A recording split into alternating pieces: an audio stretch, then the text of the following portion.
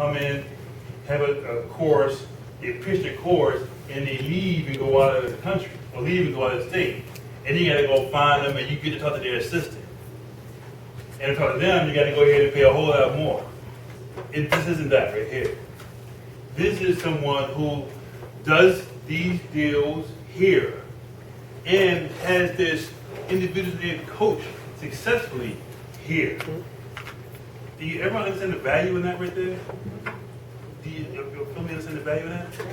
Okay, great, thank you. So, what I want to do is take, and this opportunity, I want you to take this opportunity, pull out your paper, your pen, because if you don't write it down, you'll forget. As much as you don't want to forget it, you'll forget. Today is what? Wednesday. Huh? Wednesday. Wednesday, the 10th. What do you have for lunch on Sunday? Think about that. Yeah, you see what I mean? Is it, you will forget. If it's not written down, one thing we learned in business, if it's not written down, it doesn't exist. If it's not written down, it doesn't exist. Write this down, get your questions together. I'd like you to give a nice round of applause to my good friend, Gordon, and his wife.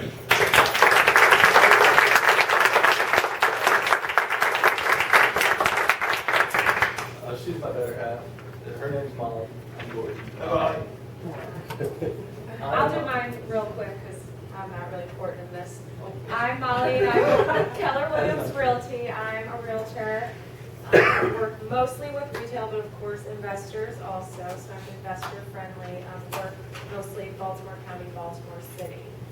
So if I can assist you in any way, please let me know. We're going to show you a couple things on Maris that might be helpful for you guys. So. There seems to be a mix of like what you're trying to get at. The good news is when you guys are doing your introductions, you're all pretty good public speakers. Bad news is I'm worse than you and I'm the public speaker tonight. So I really prefer to turn this thing into more of a Q&A. Like I think the group will get more out of it. Everybody has a lot of the same questions, or you have a question similar to someone else's, and if we just let the conversation flow, we're going to get a lot out of it. So that's how I prefer to do it. But just to get a kick started, we had talked about where somebody was talking about wanting to find deals. Let me show you kind of where you get started, like when you decide where you're going to look. This is one of the first things when I get with when somebody signs up in my coaching group. I'm not here to pitch that, but when somebody signs up with me, it's really important that they get MLS access, and then they learn to utilize the MLS for more than just it being a database. It's really yellow pages for everything you need in real estate. And so let's start with how you find the neighborhoods that you want to find the deals in. All right? How do you identify those neighborhoods? What we've set up here is, oh yeah, I can go up there. Here's what we got. We're just going to limit it to Baltimore City for now. This is the search field that a lot of people don't know exists. It's called New Trust Loan Type. All right? Cash is not a loan, but it's under that category. When you're looking for other people that buy houses and do what I do and do what some of you want to do and are doing, they're paying cash, and you want to identify where they're buying these houses. Okay? So you need to track them by clicking on cash sales. You can pick any locale. Baltimore City is what we chose. There's a lot of folks here who I hope are familiar with Baltimore City. And then we're looking at the sold properties in the last 30 days, and the list price was $50,000 to $150,000.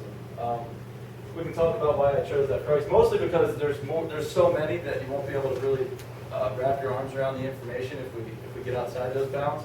But also because when I'm buying my deals, I buy 90% of my properties in the 50 to 150 price point. So, and keep in mind, I'm speaking more to properties that are going to be rehab for retail. If you're doing rentals, it could be a totally different game. Ned and Mike, they work at I think a different price point than kind of what I work at. So, yeah, come back. All right, check it out.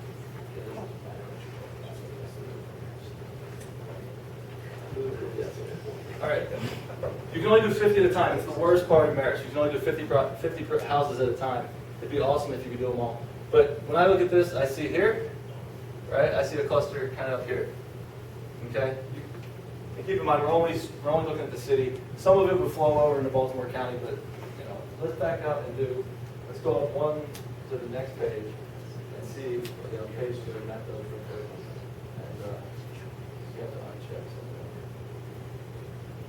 trying not to bore you guys. Trust me, we're going somewhere with this, trust me. All right, so we're back up here, aren't we? Right where we were before. We're here, and we're still down here. All right, so what we identified is where people go and they spend cash on houses.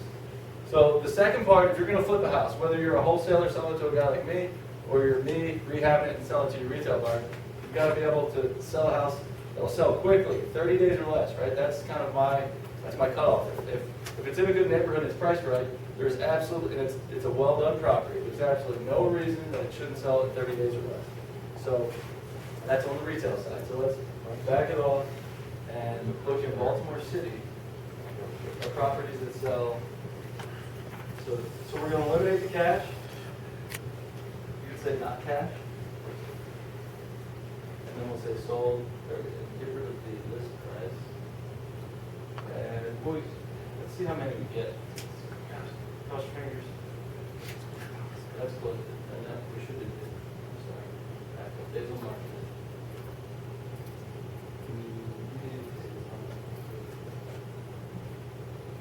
Yeah, days on market. 30 minus. So you see what we got here? Days on market for the property.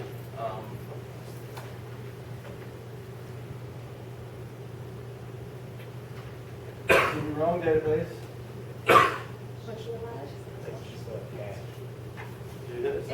It's not cash. Go ahead. Maris is so slow. All right, I hate that. The point is, what I'm trying to. Yeah, that'll make it go slow. Here's where I'm going with this, and yeah, give them a price range. Make it up to 350. Love it. All right. What I want you to see is that there's an overlap. There's a lot of places that are great neighborhoods, but there aren't any cash sales there because other investors aren't buying there because it's just too difficult to compete. You might get a deal there once in a while, but you're not going to make your money. You're not going to make a living in those neighborhoods. There's also other neighborhoods where people are spending cash and they're not turning around and selling the house because they're holding them as rentals. That's not the neighborhood you want to be in. There's you ever seen that Venn diagram? You have the big circle over here, then the one that kind of intersects. There's cash sales, 30 days. You want to live in that thing up top. We're at the intersection point. Right, so Need a close date. Sorry, I was just saying that the close date, otherwise it's pulling all. Yeah. Thing they never This closed is down. supposed to be 30 plus, right? and then Oh. No, 30 minus. 30 minus. And then the close date should be something. Yeah, maybe like 360 plus or something for the last 180. year. Or 180. Otherwise it's pulling everything. Right, that's Every- fine. Sorry, I have this set up Should it automatically, so. Is it 180 plus? Yeah, It should be 180 plus, plus. Yeah. Supposed to be. Okay. You can just click on go to the page 3. See what price point right there. Perfect. Now click on the not those. Wow. Seriously, what do you see? Remember all the cash sales over right here? They're turning around and then they're right back up here again. You got some stuff happening here too, but there wasn't as many cash sales in that area. And to keep in mind, we're limited to only 50 points on a map. That's the worst part in there. So if she changes and goes up to the next price point, it'll probably shift slightly. But my point is, you see how you can use this? That's just like scratching the surface with this tool, right? But when you talk about where do I go, where do I look for houses? It's all right here. What if you're fairly new and you can't get access? And at this point in time, you're a realtor, you don't have access.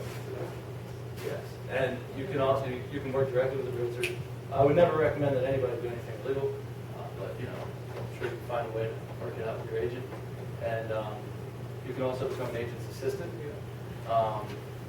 And there's other avenues, but it's not. If you build a relationship with an agent, I think you'll find that it's going to be not that difficult to accomplish it. Is there anybody in my group that doesn't have MLS access?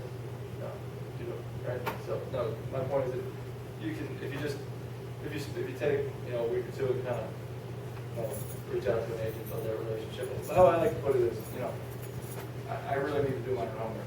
start buying a house with someone, they'll Yeah, they get, help you out. yeah, say, look, I appreciate your input, but I really need to do my own homework in order to spend this kind of money on the property. If we could work something out, you'd be surprised what that conversation goes. So, anyway, so this is the next one. We still got properties over here, and we're still killing it right down here. So, I just really wanted to illustrate one thing. People don't know what neighborhoods to go to. Zip code's right there. Everything's right on here. All right, so what can you learn from all these points? On the last map, we were doing 30 days cash sales, right? What's going on with those properties after they got purchased? Rehab. Did rehab. Who's rehabbing those houses? Investors. Investors, and there's contractors there too, right? Yes. And when you go on the job site, you're going to be able to see what kind of work those contractors are doing, aren't you? And if you don't like their work, you can take their card but never call them. But if you really appreciate the way they're keeping the job site, things seem to be well under control, and they present themselves well, and it's somebody that you feel like you might be able to do business with. As long as they're not in the employ of the investor, did you not make a really great connection? And again, that just came from the MLS, same thing, right? So if you're a wholesaler, I mean, most wholesalers know this, but cash sellers that buy, cash buyers that, let's say they're in Canton and they purchase a property, they're probably going to want another one. It's going to be recorded in SDAT where where their LLC is. Why not contact them using the same method? On the off chance you show up at the house and there's a contractor there, you may actually run to the investor, and you found your next cash buyer simply by doing 2 searches on the MLS. So, and there's way more. I mean, you can get down to realtors and neighborhoods and stuff like that, and that would be the next step that I recommend. But I don't know how much we want to talk about finding deals. If we want to start asking questions about rehabbing, but that was one thing that was definitely expressed. Where do I look for deals? How do I find deals? Well, in my opinion, this is where you start. So, I guess last little tidbit, and this is something I share with my group. If I was going to use the MLS, if I was going to exploit the MLS now, the way I was able to do it 2 years ago, to the extent that I was 2 years ago, I was buying a lot of properties just by looking at, they were listed. Now, if it's a listed property, what's happening? Everybody's there, right? Everybody in the most, they're showing up, they're big, and if it gets the price too high by the time it goes to highest and best, you just have to walk away from it. A lot of those deals aren't closing, right? Not with that, because that buyer showed up, and he or she didn't really know what they were doing. They bid too much on the property, and eventually this thing's going to get relisted. Or better yet, if you follow up with that agent, you really like that property, you say, look, I can't pay. I'm talking about you follow up with the listing agent. I really like this property. I can't pay what your contract buyer has agreed to pay. But look, if that thing doesn't go to closing, would you give me a call? It's that easy. You can even do it in an email. I prefer reaching out to people and having a conversation, but you can do it in an email. In my opinion, that's the best way to use the MLS right now, is to look at properties that you like that have gone under contract. Maybe they got extended, their closing date on the MLS, because the closing date will show up, projected closing date on the MLS. In my opinion, that's the best way to use the MLS to find properties right now. Do you look at HUD properties? I've never found anything through, actually the first house I ever bought was through HUD, but that was in 2005. Since then I've never had any luck. I'm not saying they're bad. I think here's what happened. There was a flood of HUD properties that came out 2.5 years ago. You remember this, Kenny? Mm-hmm. And the people bought them up. Some people did really well. I know some people that made hundreds of thousands of dollars in a period of months. Since then, it's like everybody's like, oh, I heard about that. They go try to do it, and it seems to be more the same MLS type stuff, you know? They keep it up. The other thing is, I think you have some people that aren't quite ethical. Right? There's a period on there called the owner-occupant government nonprofit. I think you have some unethical people going in there and purchasing properties, and that's, you know, we want to call it an unfair advantage. Whatever. I'm not going to compromise my ethics to do that, and you can't compete with somebody if they're doing the wrong thing. So I won't say it doesn't work, but I haven't bought one since 2005. So. Not necessarily. Maybe more we can. I mean, I have other things I can show, but do you want to talk more about deals? You want to get into rehab? What do y'all want to do? Rehab. Rehab. All right. All of the above. But let's start with the question. Kenny, we're going to kick it off with a question now. How do you want? What do you got? How do you know what to do, what to replace, and what not? All right, that's because you've already found your neighborhood, right? You've done all this stuff. You found a neighborhood that you're going to focus And then you need to look at the other houses, right? You're not trying to reinvent the wheel, steal the phrase. All you're trying to do is do what other people are doing successfully, right? So if you see, hey, Gordon, you're in this neighborhood, you're doing rehabs. I'm just going to duplicate what you do. How would you do that? You have to go through the properties of mine and other investors and see what's selling. So you're going to walk into a house that's for sale. It's rehab. Wow, this thing is good. Maybe it's not so good. You take it in. You're developing a scope of work in your mind. You track that transaction to where it goes under contract, and when it sells, and you've got a model for, okay, I know exactly what that house looks like, and now it's sold at this price. That's what I need to accomplish if I want to sell a similar house at that price. All right, we're making the assumption that within the neighborhood the houses are similar. But I think that's a fair assumption. You made me think of something else when you asked your question, but I kind of went another direction. Yes. I have a question for you. A lot of times investors ask me when they having a hard time whether they're wholesaling a house, it's important to understand the rehab costs, or if they want to buy it for themselves. How do one figure out what's the real rehab cost? When you walk into a home and you want to sell it, what would you say, or is there an average range for a kitchen, for plumbing, electrical, something that can help us figure out what we should be spending? Yeah, here's what I would, sure. When I walk into a single family home in a neighborhood like Parkville, or let's even Catonsville or something, it would be extremely uncommon for me to do a rehab that's less than $70,000, straight up. And a lot of people's like, why? Because like mentally they're capped at 50. A lot of people are like, oh, you got to rebuild this place at 50. No, 50 is a lot. You can do a lot less with 50. I also think I spend a little bit more than other rehabbers, but I would say the bottom of the barrel in terms of single-family detached house is probably in the $70,000 range, and it goes up from there. These days I'm doing more of the rehabs that are in the 100 to 120 range. So if you walk into, there's a lot of those houses in Northwood, Lock Raven Village, Oakley neighborhood. I don't know, is this ringing a bell with anybody? Any of those neighborhoods? They were built in the 1950s, all by the same builder. They're all brick. They're like the precursor to the modern townhome. You can get out of those things in the 55 to 60 range, in my opinion, and do a very nice rehab. But everything else. What kind of percentage do you make on that kind of deal that you put into $120,000? Oh yeah, I cap out at 70%. I don't when I'm looking at my ARV, I don't spend more than 70%. One caveat might be if it's a big number deal in the back end, like let's say it's 450, 400, whatever, and it's a fairly light rehab, I could maybe compromise those numbers a bit, but that would also be dependent upon what else I have going on. But buying at 65% hasn't worked for me in a year and a half. I'm at 70% on pretty much everything. At least on the way in. I'm actually seeing some appreciation now, so by the time I'm done, I'm better than 70%. But on the way in, I'm expecting to be around 70%. To answer your question. So you were asking, Kenny, I tried to break it down before, like, hey, I just need a per square foot price. It's tough. One of those single family detached houses that if you finish the basement, they're around 1,700 square feet.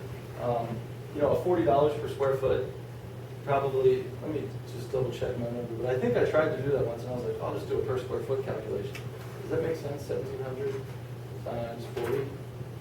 68 grand, yeah. So $40 to $45 a square foot on that type of house might get you close to where you need to be as a wholesaler. If you're going to rehab it, that would not suffice for what I teach in terms of budgeting. But So my question now is, you want to talk about more specific components, or? yes, All right. specific components. $18,000 to $21,000 gets you all new plumbing, electrical, and HVAC. So one more time, what's the number again? Anywhere from $18,000 to $21,000. What you can get 90% of the houses in Baltimore. That'll get you'll get out, and that's all new plumbing, electrical, HVAC. Typically, we have some bathroom in the basement, which costs a little bit more on the plumbing side. But yeah, that's what I'm spending. So you say, well, what's the low range of that? If there's less duct work, for example, let's say it's a ranch house with a finished basement, something like that, where you're not doing 3 levels, you're only doing 2. You might be on the low end of the HVAC. I actually save money on electrical when I'm doing a row home. It seems to be easier for my electrician. So he's more at the $7,500 range instead of closer to $9,000. Keep in mind, I know an electrician that'll come to all my houses for $6,500. I just don't like dealing with them. You can always, if there's one thing you take away, well, there's a lot, I'll probably say that more than once, but if there's one thing I try to teach people that the easiest thing to do is to find the most expensive contractor. The second easiest thing is to find the cheapest contractor. Your job is to live somewhere in between. Right? Otherwise, you're not doing anything. You can always find someone cheaper than the guy I use, but you know that doesn't always add up. And what have you learned that made you come to that conclusion? Because I tried, and here's the thing: it's not fair. If you're knowledgeable enough that you know somebody shows up and say, "I can paint your house for $2,000," and you're like, "Dude, you can't even buy the materials for $2,000," right? He might, if he's ethical and he's like, "I told him I'd do it, I'm going to do it," and you go through with it, you let him do it, even though you know better. What are you doing to that guy? Seriously, what's it's not his job. It's his job to get his bid right. Well, guess what? There's people that I've kind of brought up in this business as contractors who really didn't know how to estimate, and they're still working with me because I was like, no, you're a little bit wrong about that. Let's get this thing straight. And I mean, those relationships are, as you talked about when we got started, and those are invaluable. And you'll save money on one job. 2 jobs from now, he'll be out of business. What if you? So then you got to go back through the process. So, so that's one thing to answer your question. Right. And if some people, if they just suck and they don't know how to estimate. I mean, I'm not saying I work with that. You have to have a level of professionalism, craftsmanship, and all the things that I consider to be very valuable. But I always make sure I take care of people, and I think it comes back to me. So. Matt, you were talking about, some of those nicer row home areas, kind of like, I guess, like central, northeast side of the city. Is that where they were? Yeah. So, you're figuring you're going to sell something like that for 120, 130,000. Yeah, that's bottom. In my opinion, that's like bottom retail. Okay. So that was one of my questions. So that's about as low as you would go as far as a neighborhood that you would want to rehab. Yeah, like I think that's like a mix of homeowner and rental grade, rental neighborhood, and then really, I think the cutoff's closer to 150 if you want to try to stay in a homeowner neighborhood in the Baltimore area. Like, don't take my numbers and go to Pennsylvania. Yeah. They won't be accurate. But in the Baltimore area, if you can, in my opinion, hit 150 or above. Most of my sales now are in the 220 and above range. But I was always comfortable in the 175. You know what you'll have trouble with is if you're borrowing money. If you're doing hard money, let's say you're borrowing at 5 and 15 or 3 and 13. Do you guys know what that means? 5 points, and I'm saying points and then percentage. So 3 points and then 15, or 5 points and 15% would be when you close on the property, you owe the lender 5% of the value of the loan, the total value of the loan, to get into the house. 15% would be your per annum cost. Okay, if that's what you're spending as an investor on your money cost, it's really hard to do a house like you're talking about. It's almost impossible to do one that sells for 130. You really need to be all in those other ones for about 105 and 110. When I say all in, I'm just talking purchase and rehab. But there's those soft costs. If you want to walk away with a $20,000 to $30,000 payday. So where would you want to, in a neighborhood like that, where would you want to be buying typically? Those 40. Like, I mean, if you can buy a 50. I want to buy a 20. Yeah, love to buy it. No, that's the thing. If you have money costs, I would urge anyone, like, if you got money costs and you can find a way to buy for $60,000, like, you found yourself an excellent house that's already has some updates. Keep in mind, I'm not saying it's an impossibility, and I'm not saying that everybody does it the way I do it, but I have my model that works, and I tend to maybe go above and beyond a little bit. Mine just doesn't work in a house like that. So, but yeah, I think again, all in around 105 to 110 on 150 house. Well, you touched on something pretty that I think some may have missed, and that is money cost. A lot of times people are figuring it out and say, "Oh, the house cost me $50,000 to buy it, and I put in $50,000 to renovate it. I made it for $100. If I sell it for $150, I just made $50,000." Don't hit gross. Right. So they say, "Well, I'm on." So can you just 1 second go back on the money cost? When you talking about points, percentage, and holding time, that's something that the things that Like, we can so miss. 5 points. My handwriting sucks worse than my Just public figure like speaking. $100,000 is All right. an easy number. Yeah, 5 points and 15%, if that's what you're paying your lender. This is percent, right? So this is really equals, this is 0.15 divided by 12 times your loan amount, and that's what your monthly payment is, right? So we'll say 100,000. Anybody's calculator, I would appreciate it. Well, an easy way to do it, if you're doing it by 100,000, it's $15,000 for the year. So divide that by 12. So divide 15,000 by 12. Which I can't do in my head. It's a little over $1,000 or so. Okay. And Okay, that's so what that's, you said, it's that's, 12.50. that's your monthly cost. But Yeah, so it's $12.50 a month. $12.50. That's the interest. All right, that's what you're paying your lender. It takes me 12 to 14 weeks at best to get out of these houses. Like one of those that you described, I think you could probably hit up in 8 weeks. But for what I'm doing, I'm spending, you know, a longer time in these properties. All right, so that's your monthly cost. Every time the first hits, you better send a check to your lender. All right? And you can never get that back. This cost does not suck nearly as much as this cost.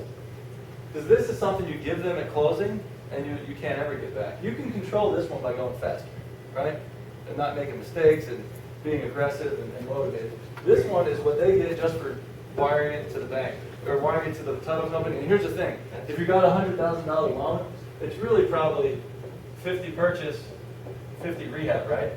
So he only has to put up $50,000, but you're paying him his full $100,000. That's the way hard money works. So you're paying 5 points, which is $5 grand to close, right? And then you have another 3% in transfers on whatever your purchase price is. If it's 50 grand, that's $1,500. Yeah. Are we going math? And then, I wasn't that one, yeah, I did talk my background. I was an engineer for a period of time, had a degree or whatever. And then, what else? And then you have, your lawyer's gonna charge you something. Say, you got it, Edward? Recording costs for the mortgage too. Yeah, which is charged, that's an extra 1% on everything above the purchase price. Yeah. So it's really 2 plus 1, but we're gonna, Figure another grand. yeah, let's say another grand here. All right, so now congratulations, you bought a house. And then you have prepaid interest, so if you close it halfway through the month, you have to pay half of this to your lender. So, have I illustrated how much money can cost? Or do I- That's the front end. Yeah.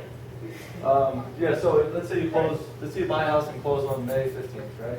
Like a month from this time. All right, so what's half of that? That's 660. 675, is that? 625. 625, all right. I mean, you can total all those up. And that's roughly what it would take for you to get into a house that only costs 50 grand. And then you have the privilege of paying 50% every month. 50 every month. So there's your money cost. That's why you want to get them done quick.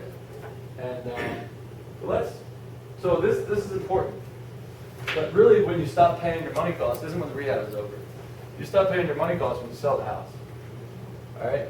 So it doesn't make any sense to rush through a rehab and do not quite as good of a job, only so that the property can sit on the market for 45 days, instead of taking an extra 2 weeks, doing a better job, and selling it in the first 2 weeks it's on the market. Make sense? So I'm not saying don't go fast. I'm saying just don't be haphazard. I feel like we have more detailed questions though. That's kind of general. You guys want to get mine? What have you been doing in your Baltimore City houses as far as permits, in your model, as a matter of principle? Are you pulling every